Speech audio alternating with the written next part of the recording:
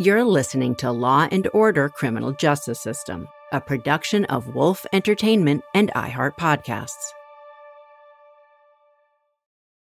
In the criminal justice system, landmark trials transcend the courtroom to reshape the law. The brave men and women who investigate and prosecute these cases are part of a select group that has defined American history. These are their stories.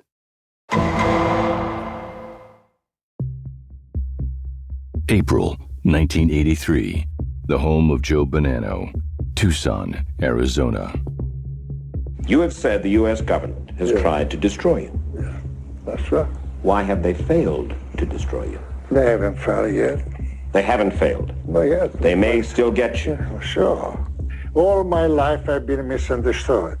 I just rule my family as a father. When Joe Bonanno, the head of the Bonanno crime family, went on 60 Minutes in 1983, he did something nobody had expected him to do. He admitted the very existence of the Mafia.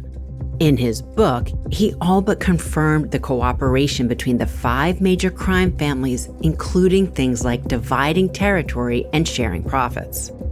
Once you fight to survive and to protect your life, make sure that you succeed. Bonanno was promoting a memoir of his life in crime, a public display of hubris that would have been unheard of in Lucky Luciano's day. So while being the first former boss to publicly acknowledge the existence of the Mafia, Bonanno had also made a grave miscalculation. Back then, every time an OC figure was arrested and then go to trial or something like that, the defense attorneys, their argument was, this thing, organized crime, La Cosa Nostra, this is like a myth. This is the government's theory. I mean, this doesn't exist. So that was the defense back then. Charlotte Lang is a former FBI supervisor who spent years investigating organized crime. What had happened was Bonanno, his book, it was about his problems with the commission. And he basically tells you that the commission existed and he hid out from the 4 other bosses for a period of time. The commission was like the executive board of the 5 families, running and ruining New York City and beyond. And Bonanno's admission of its existence gave law enforcement a new angle of attack, because proof of a commission meant a way to link the families together and prove a conspiracy. No longer would crime bosses be insulated from the ruthless and violent crimes of their underlings. They could be held responsible for every act of extortion, theft, bribery, or murder that occurred at their behest. In short, it was a game changer, and an opportunity not lost on Charlotte Lang, her FBI partner Pat Marshall, and the newly appointed U.S. Attorney for New York. I came in one morning and Pat turned to me and he said, Rudy wants that book that Bonanno wrote. Through the eyes of New York's top cop, Bonanno's book was essentially a manual for taking down the mob. The question you hear increasingly now is, who is Rudolph Giuliani and what does he want? What he wanted was clear: put these bosses in front of a jury and behind bars.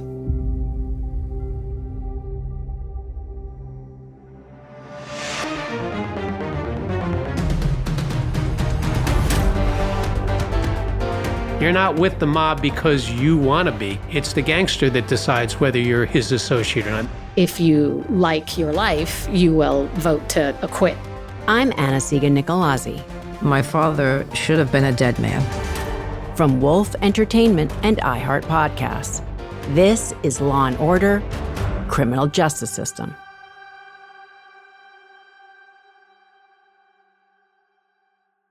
Did you know anything about organized crime before you are now assigned to an organized crime task force? No, I had seen the movie, The Godfather, but that was it. Charlotte's story of becoming an FBI agent is a unique one. When I was in college, the first 2 years I was in pre-med because I was either going to be a psychiatrist or a veterinarian was what I was thinking. And after I finished my sophomore year, I thought to myself, I don't want to do this. I would read the Washington Post, and I saw this article. The CIA was recruiting people. A friend of mine who I was really, really close to, I said to her, I'm seriously thinking of putting in for it. And she goes, oh, no. And she told me why, because she had a good friend who was a CIA agent. You don't want to do this. You won't be able to keep your pets and everything like that. So I thought to myself, the FBI, well, that's kind of similar. So instead of the CIA, Charlotte applied to the FBI, thinking she'd travel the world. Instead, Charlotte soon ended up in New York, working one of the most notoriously difficult beats in the Bureau, organized crime. Adding to the challenge, remnants of the FBI's outdated G-man culture, man being the operative word. A particular supervisor said to me, I didn't ask for you. Women can't work organized crime. You will be the only woman on this squad as long as I'm here. That was my introduction to welcome to New York. But despite the challenges, Charlotte hit the ground running, getting her first assignment from Jim Kostler. Jim said to me, I'm going to put you on the Genovese squad until everybody's here and we're up and running. Charlotte joined street teams rounding up low-level gangsters and drug dealers. I mean, yes, it was dangerous in many instances, but it was exciting. Her skills were soon recognized even by the boss who'd believed that women didn't belong working organized crime. He quickly realized that he could depend on me. Charlotte was eventually partnered with Pat Marshall to gather evidence that would later be crucial to the commission case. So the squad that I was assigned to was the Bonanno family squad.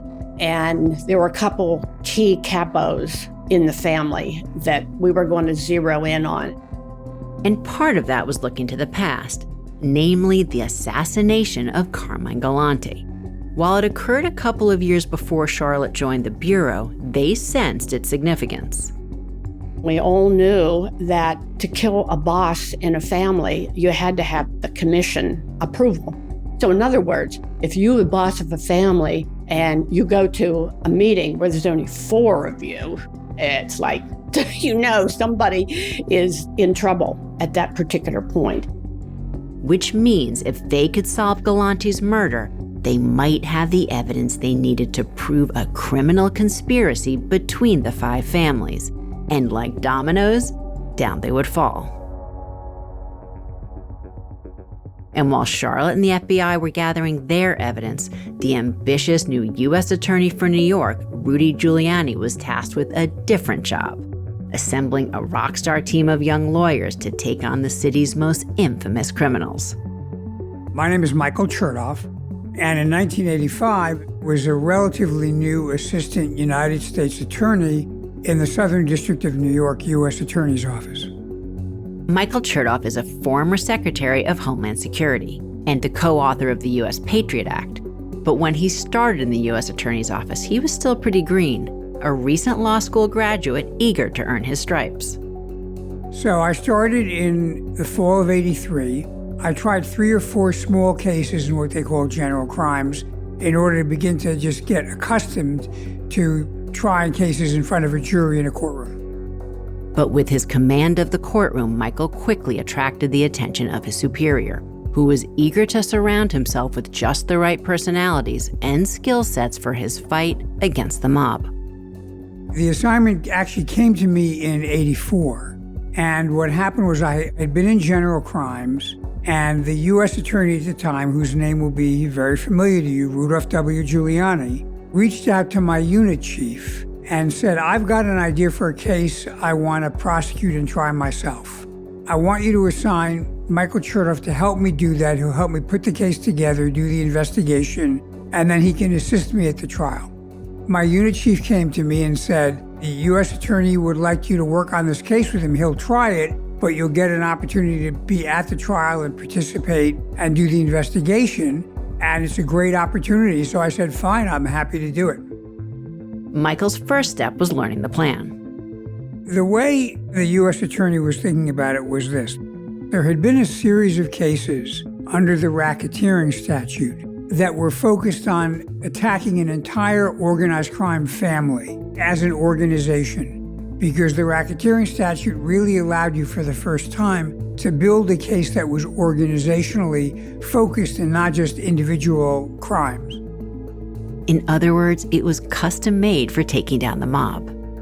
And his idea was, supposing instead of just looking family by family, we do a case involving the board of directors of the American Mafia, which is known as the Commission. And central to their strategy would be Joe Bonanno's ill-conceived criminal memoir. And in the book, he discussed his experiences as a mob boss, including talking about being on the Commission. And Giuliani thought, well, that's great. This is a roadmap to a case involving the Commission. And actually, we're going to try to force Bonanno to testify so we can actually use his evidence about the background of the Commission. But Bonanno was harder to deal with than they'd hoped. By this time, he had moved to Tucson, Arizona, and was claiming to have a number of health issues.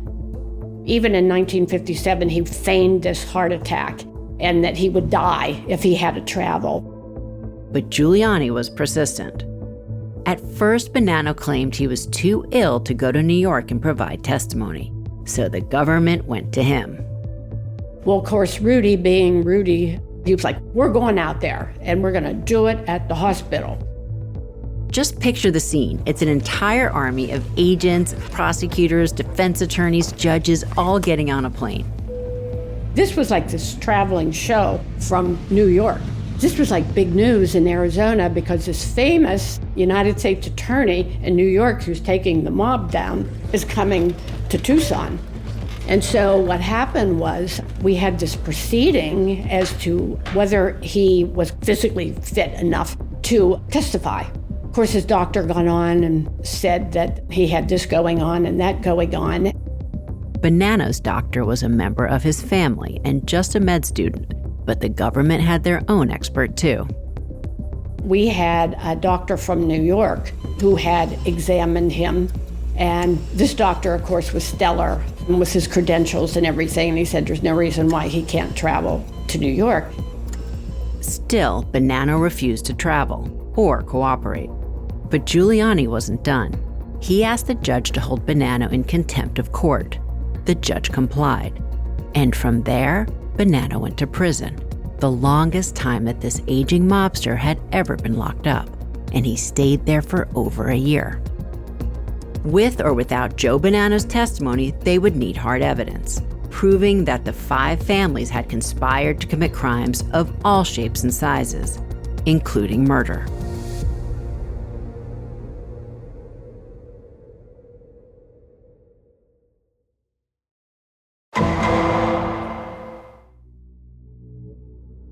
In 1985, Michael Chertoff was a young federal prosecutor in the office of then U.S. Attorney Rudy Giuliani, who was building a case that they hoped would take down the New York mob once and for all. The scope of the investigation was huge. There had been a series of family-based investigations going on, and some of those involved very extensive electronic surveillance, wiretapping or bugs. In addition to secret recording devices, the FBI embarked on more targeted missions too, surveilling specific suspects to witness their interactions with other mobsters firsthand. Here's former FBI agent Charlotte Lang. There were certain days where I used to say to myself, I can't believe I'm getting paid to do this. On multiple occasions, Charlotte was sent in undercover, infiltrating the Genovese family to eavesdrop on conversations. When we had information from the wires, like when Fat Tony Salerno would meet with Paul Castellano, and of course they would go to really nice restaurants in New York. And we would go in, maybe 2 women, sometimes there were 3 of us, try to get at a table close to observe what was going on. 2 of New York's most infamous mob bosses, Tony Salerno of the Genovese family and Paul Castellano, head of the Gambino family. It was no small feat to go after Paul Castellano. At the time, the Gambino family was arguably the most powerful of all the families, and Castellano sat at the top. He was a savvy businessman, known for his cutthroat approach to negotiating major deals. When it came to the financial dealings of the mob, Castellano was arbiter and king. For Charlotte, listening in on a mob boss was just another day at work. And as it turned out, the female FBI agents had some advantages that the old guard had underestimated. Corinne Higgins, who was on the Colombo squad, she was about 7 months pregnant. And so when we went into this restaurant, I spotted them as soon as we came through the door. I said to the maitre d', I said, can we sit over there? As you can see, my friend is pregnant and she shouldn't be sitting in a draft or anything like that. The maitre d' sat the women directly next to Castellano and Salerno, access unheard of from any of their male counterparts.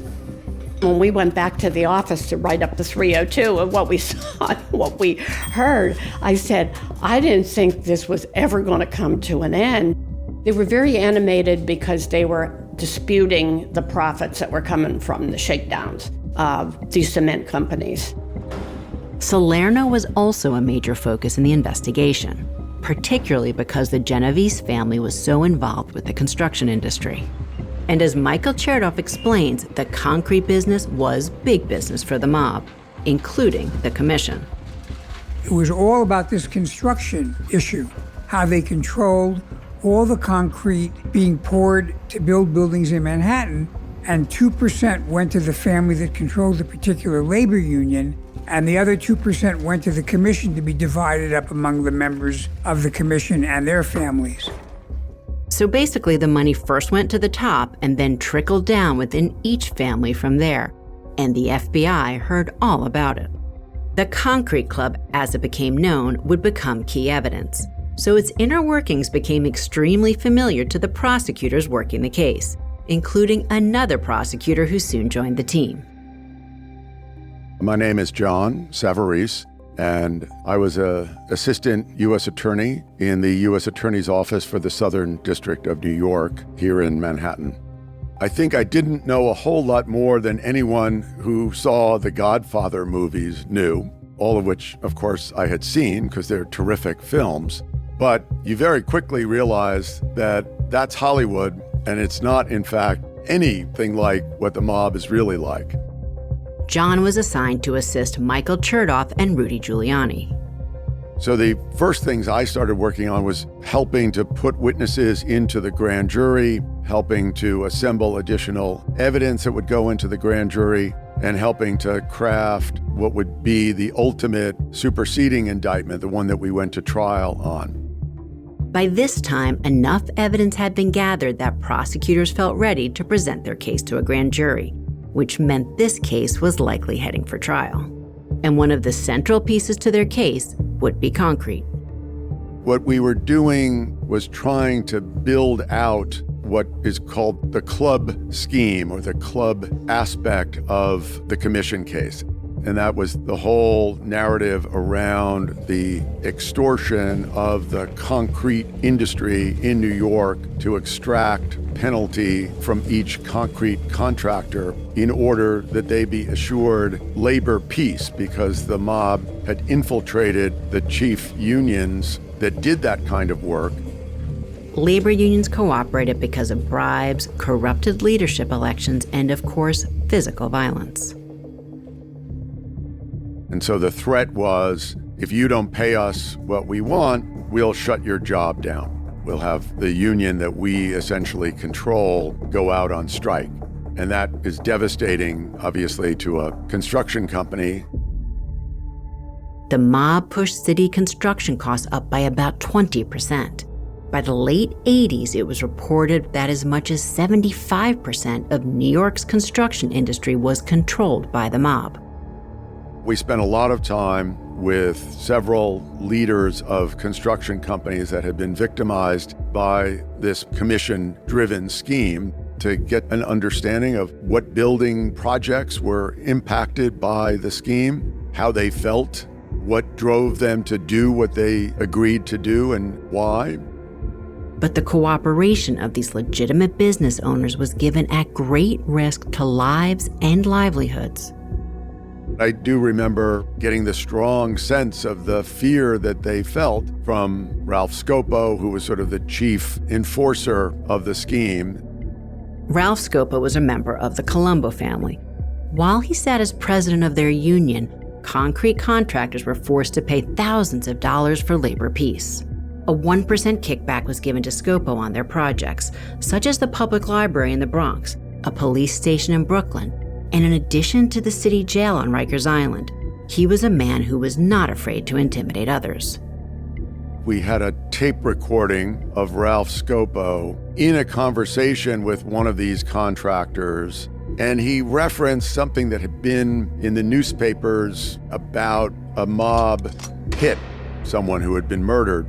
He said roughly something like, well, you don't want that to happen to you, which of course was terrorizing the person on the receiving end of that message. But despite the huge scale of the operation, most of these transactions were handled in person by mob members. And this worked to the FBI's advantage, because it's easier to tail a couple of soldiers than the commission itself. It's happening usually in cash, person to person. And we did have tape-recorded evidence at trial of various members of the mob who were the kind of footmen on the ground running the scheme. And because it was also profitable, it was something that all 5 of the families participated in. So cracking the concrete club would be the surest way to prove their criminal cooperation. So law enforcement worked from all angles, planting bugs and wiretaps, conducting surveillance, hoping to gather incriminating conversations about the concrete scheme that could be used in court. And the results spoke for themselves. But if the job's $200 million, the concrete's gonna be $12 million? Yeah. What kind of thing? You can't do it. Over $2 million, you can't do it. If under $2 million, hey, me, I tell you, go ahead and do it. That's little Ralphie Scopo talking to a man named Alphonse Sal D'Ambrosio, a fellow member of the Colombo family. I tell you, go ahead and do it. I gotta go see. Tell me what gotta do. You're gonna see every family, and they're gonna tell you no. So don't even bother me, because they'll tell you no. But Ralph Scopo and Fat Tony Salerno weren't the only mobsters that Charlotte kept tabs on. In the last episode, we talked about the 1982 bug planted in the black Jaguar of the Lucchese captain, Salvatore Avellino. And I will, provided that your guy's price is right. Because I told Racanelli, if Spilabotti's price is the same as CNA's price, Racanelli will use Spilabotti. When you have a boss, an underboss, and a consigliere being driven around and they're chatting away about all their illegal activities, I mean, it was a treasure trove of information, that Jaguar. In the end, the Jaguar bug would be a critical source of information in the government's case against the commission. Another piece of evidence they wanted, the cooperating testimony of one of the conspirators themselves. Every time a mobster was picked up on charges and facing possible jail time, it was an opportunity to trade up for a higher-ranking member of the family. Members of the Mafia were notoriously hard to flip, but the more incriminating evidence the FBI gathered, the stronger their leverage. And eventually, they hit pay dirt. Then we had another boss by the name of Angelo Leonardo, and he was the boss of the Cleveland family, and he went to jail for drug charges. But would this Cleveland mob boss agree to cooperate and provide evidence from the witness stand? The FBI was patient and persistent. And there was an agent in Cleveland that used to go and visit him, say, hey, Angelo, how you doing, and everything like that. So basically, this agent got Angelo to flip. Leonardo was facing life for narcotics trafficking. So ultimately, in exchange for a reduced sentence, he agreed to spill everything he knew. He would basically say how it works. You have associates, you have soldiers, you have maid members. I called him Ange because we got to spend a Christmas together. Ange's story was his father was the head of the family at one particular point, but his father was murdered. And the story goes, I think Ange might have been a teenager at the time, and his mother walked him down to a particular building, and she handed him a gun and said, you go in there and you kill so-and-so. because she had determined that's who had killed her husband. And that's what Angelo did. He walked into this club, shot him, and ran out. His story speaks to why the Mafia has proven to be so popular and even romanticized in pop culture. Despite their crimes, often heartless and brutal, many could also be disarmingly charming. Leonardo was one of them. He was polite, he was intelligent, he was able to give background about the commission, how the commission worked, what kinds of things they decided, general background on the way the mob operates. But before the case went to trial, the man in charge of the entire investigation, who had staked his reputation on its success, would make the shocking decision to step away and instead handle a political case that he believed would be even higher profile. And of course, we're talking about the future mayor of New York, Rudy Giuliani. Here's Michael Chertoff. Now, the original concept was Rudy would try it, Giuliani, and I would be his second chair and assist him, so there'd be a more experienced prosecutor leading the entire prosecution. So what happened is, late 84, early 85, I got called in by my unit chief, and she said to me, "You've read about this new indictment of Stanley Friedman, who is the Bronx borough president. He's been indicted for corruption charges by the Southern District. Rudy has decided he's going to try that case. So you're obviously going to take over being the lead lawyer in the commission case." And she said, "I always thought this might happen, and I kind of warned you about this." According to Giuliani, he believed the commission case to be airtight, and he trusted his young lawyers to bring the convictions home. His critics say that the city corruption trial promised a squaring off against a political rival, and that Giuliani hoped to ride that victory straight to the mayor's office. But regardless of his motives, his exit from the commission case left leadership in the hands of the 32-year-old Michael Chertoff. So it was a little bit like that famous play All About Eve, where the understudy winds up stepping into the starring role. All of a sudden, I found myself as the lead prosecutor in the commission case. Sitting in the second chair was an even younger John Savarese.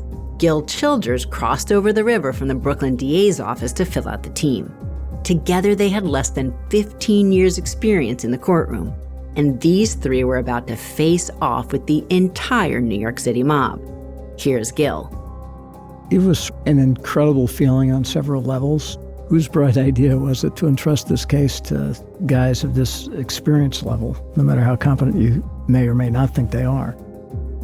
It was the kind of case that could make or break careers, but more importantly, a win that could finally break the Mafia's stranglehold on the citizens of New York.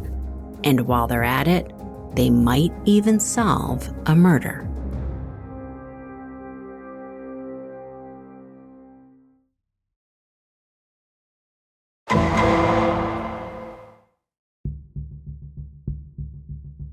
The three-lawyer team decided to dig deeper into the murder of Carmine Galante.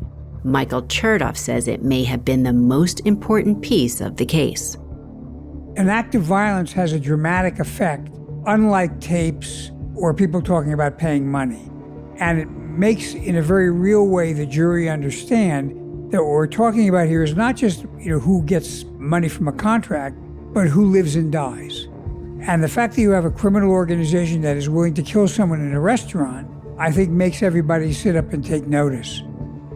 As you'll remember, Carmine Galante had emerged in the late 70s as the de facto boss of the Bonanno crime family, while the actual boss, Rusty Rastelli, was in prison. When Galante was gunned down at a Brooklyn restaurant, his assailants may have disappeared, but investigators knew that it could only happen with approval from the commission, which, if proven, would tie them all to the crime. But to prove that, the team knew they would have to start with the murder itself, a case that had so far gone cold. They went back with the one clear piece of evidence that they had, the getaway car. A witness had identified the make and model as well as a partial license plate. From that information, police quickly recovered the car. A print had been lifted from the back passenger door, but had not led to any identifications, at least not yet. But later, investigators would have a eureka moment. Someone had the bright idea, well, maybe this is not a fingerprint, maybe this is a palm print. I think that the person was Michael Chertoff. And that's one of the things I love about homicide investigations. There's always something new. They thought about how someone actually opens a car door, not with your fingertips, but with your open palm. So just maybe it was a palm print that could break this case that had sat dormant now for years. The palm print, at first blush, looks very much like a fingerprint, depending on where it comes from, but the same swirl patterns, etc.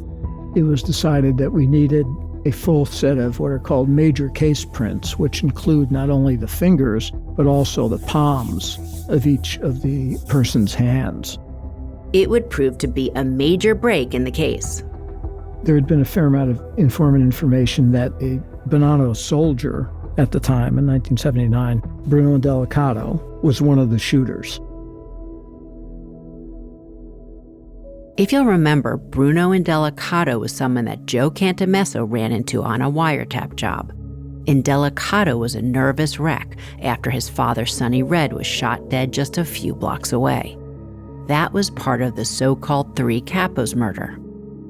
His prints were among those who were compared to that print in the car on the door handle, and with no avail, with no match.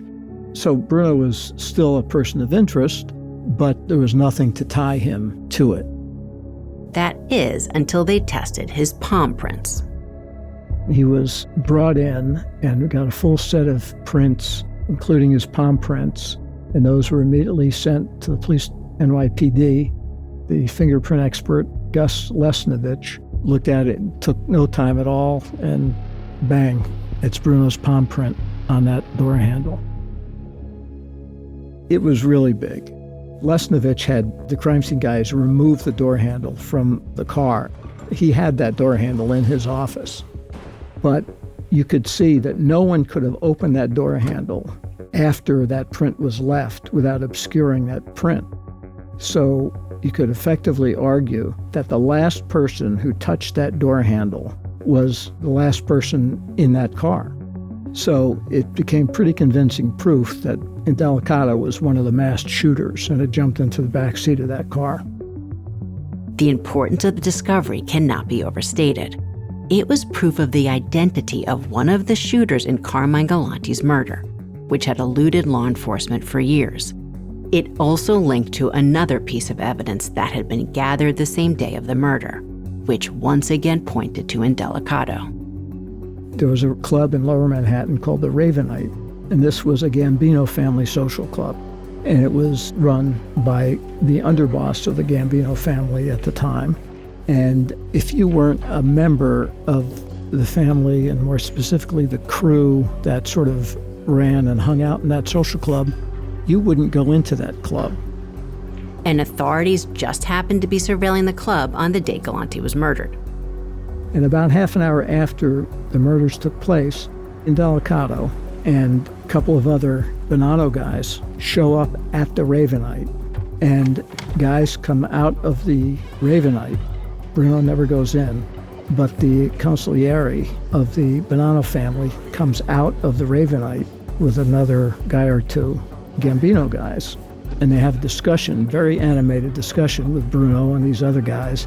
And then there's this congratulatory handshake with Bruno and sort of a slap on the back. I mean, it's not like they were popping champagne corks, but it was sort of like, all right, something happened. Together with the palm print evidence, this meeting served as proof of what law enforcement had long suspected. One, that Bruno Indelicato was one of the people who murdered Carmine Galanti. And two, his appearance at the club also tied at least two families together in the crime. This was the bow, if you will, one of the final and most important puzzle pieces to tie the commission case together. It makes real in a way that just talking about construction fraud and construction shakedowns doesn't, that the mob is a violent organization.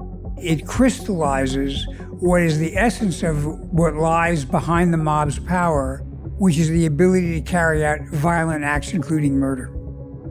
But the video of the Indelicato meeting was not the only riveting show in town. There was one instance where the commission as a whole met somewhere in Staten Island, and the FBI got wind of it and was able to take photographs. A tip about the meeting came in from an anonymous source. So on May 15, 1984, an FBI team staked out the area and waited. Finally, around 4 p.m., they got what they needed. The agents went out there with cameras and they photographed all the bosses of the families and their number 2 guys going into this house at the same time and coming back out at the same time. That was former FBI Special Agent Jim Kostler, who oversaw the team that captured the landmark meeting of Mafia bosses. Not since the Appalachian meeting in 1957 had there been more clear proof of a commission gathering. Fat Tony Salerno, Paul Castellano, Tony Dux Carollo, Sammy Santoro. Was that the first time that you had them photographed, actually, that you had this physical documentation of a commission meeting because you had the heads of all 5 families coming and going? Yeah, exactly. Yeah, that was the first time we'd ever seen them all together in one place. The table was set. Chertoff and his team finally had everything they needed. They had bugs revealing conversations between mob bosses and commission members. They had a number of witnesses and turncoat mobsters willing to testify. They had evidence of meetings with all the crime family leaders assembled together. And they had commission members sanctioning acts of violence, specifically murder. So, those were all the kind of major sources of evidence. And what I had to do, which took me about a year, from 1984 into early 1985, I had to listen to everything. I had to make sure it was accurately transcribed. And then based on that, I had to build the theory of a case. And that would lead to the indictment.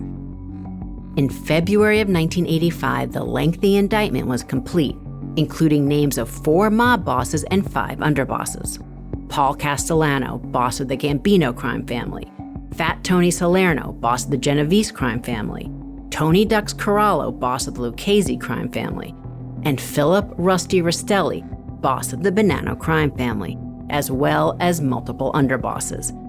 Investigators got the green light to make the arrests. So Charlotte Lang and her FBI team, along with multiple other law enforcement organizations, developed a synchronized plan to grab everyone at the same time. We had made the decision from the get-go because so many squads were involved in this. People from the Colombo squad were going to arrest Carmine Persico. New Rochelle was going to handle arresting Fat Tony. That decision was made that the different squads would handle the arrest. And I guess there was going to be some sort of publicity that was coming out. They were afraid it was going to come out on the news. In fact, a leak to the press almost blew their element of surprise. A week before the scheduled arrest, news of the gigantic case landed on the front page of the Daily News. The next day, taking no chances that any of their targets would flee, agents rounded up the major players. The mob bosses were charged and arraigned. A trial date was set.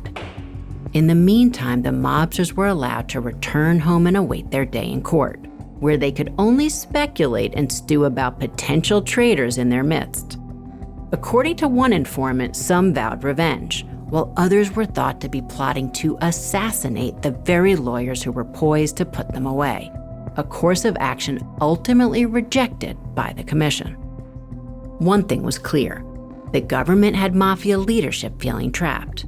But when backed in a corner, they might prove to be their most dangerous. My bureau car was in the shop, so I was catching a ride to go home with an agent on the Genovese squad. And we're sitting at the Holland Tunnel, and we aren't listening to the radio. We aren't doing anything. And he drops me off. I get home, I start doing stuff, and I turned on the TV, and that's how I found out that Castellano had been killed. Shakespeare said of kings, "Uneasy lies the head that wears a crown." The same might be said of those who rise to the top of organized crime. They get there by violence, and often as not, they leave by violence.